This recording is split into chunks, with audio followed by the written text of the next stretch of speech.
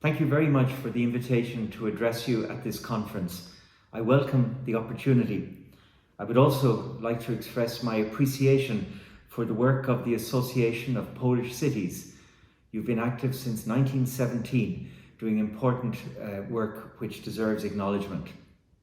My friends, I'm the son and the grandson of mayors. From childhood, I've had a first-hand view of what it's like to be the mayor of, at least in my case, of a small city.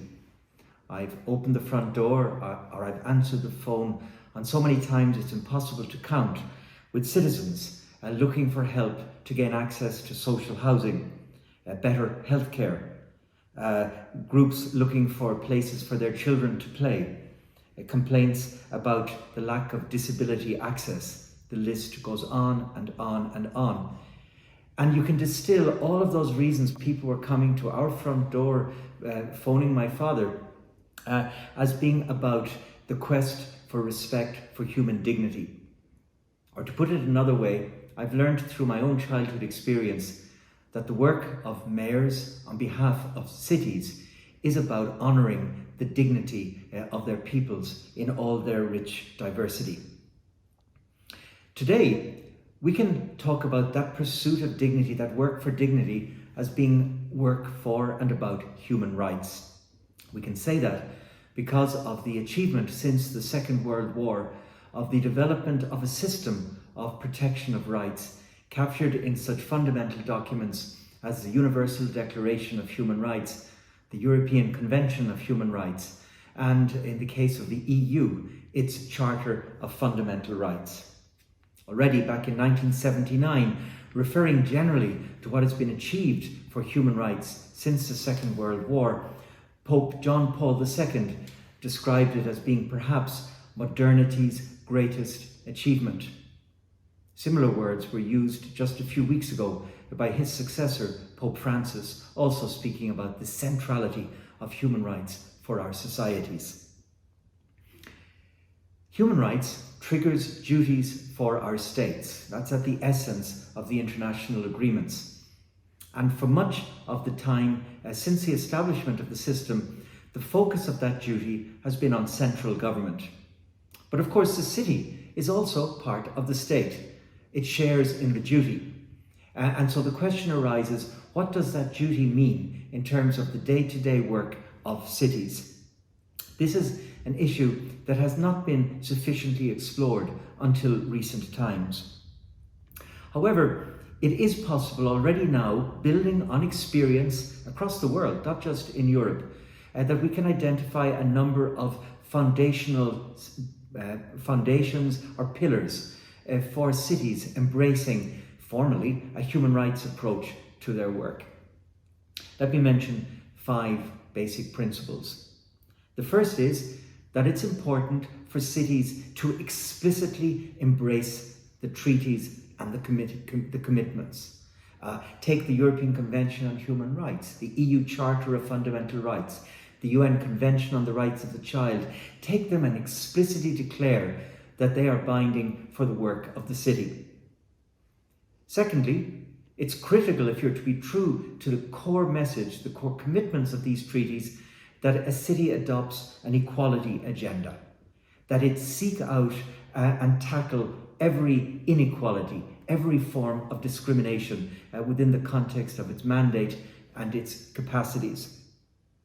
Third, and this is the flip side of equality, it's necessary to have a human rights approach for a city to embrace the diversity of our peoples, to celebrate the extraordinary differentness of our people, regardless of class, of gender, sexual orientation, ability, or whatever else it might be, including, of course, race.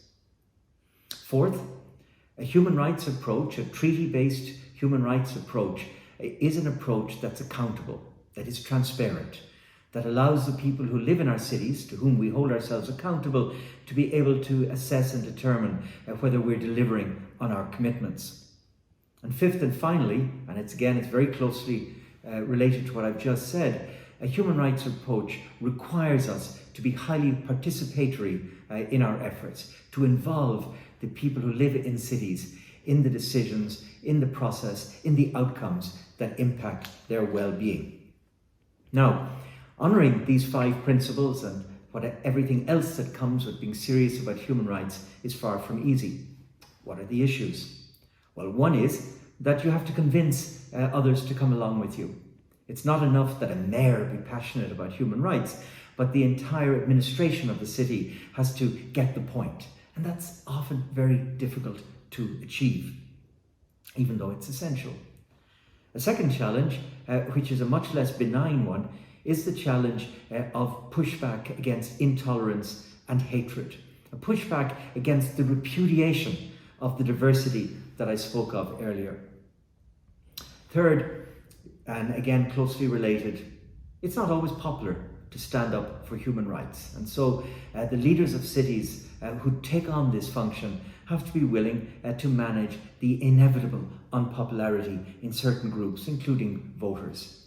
And the flip side of that, of course, is the need for courage. And then one final challenge I'd mention today is the challenge of what we say in the jargon of mainstreaming human rights for our cities. It's not just about how the police work. It's not just about avoiding discrimination. It goes right across all aspects of the work of the city, and it requires an adequate visibility in the budgeting also of the city. And this is difficult. Now, taking account of the seriousness of the commitment for human rights of cities and the difficulties such as those I've laid out now, I want to express deep appreciation for achievements in so many Polish cities. I'm thinking, for example, and these are just examples, of the refugee integration work in Gdansk, of the celebration of diversity in Lublin, of the serious engagement with the European Pillar of Social Rights in Poznan and Warsaw, and so many others that there isn't time to mention today. Now, as you all continue to explore this area of life, the role of human rights in your cities, I'd like to offer you the continued support of the EU Fundamental Rights Agency. Use our data, use our evidence, use our survey stories about the patterns of discrimination and inequality in our European cities. It's readily available, and we will help make it ever more easily accessible. It is often disaggregated by country. And so, for example, you can see what we are seeing with regard to Polish society and even Polish regions through our evidence and our data, as well, of course, as our human rights legal analysis. We're also ratcheting up our focused support for cities, not just in Poland, but right across the EU. And right now, we're far advanced in developing with cities a framework for human rights cities, something I think that will be of great help as we all proceed together. Allow me, if you will, to conclude with the words of a mayor. I would like to take just one quote from Paweł Adamowicz, who spoke these words just a few months before he died. The quote is from 2018. He said, and I quote, "Therefore, we appeal. A safe future can only be built on a difficult way of responsibility for the course of affairs here and now. The means of responsible patriotism is to look for what is common, what unites and does not divide, reconciliation, not revenge. That is why, in public life, we call for priority of law, not strength, trust, not hostility, truth, not lies." Dear mayors, those are the words of human rights. Thank you for your attention.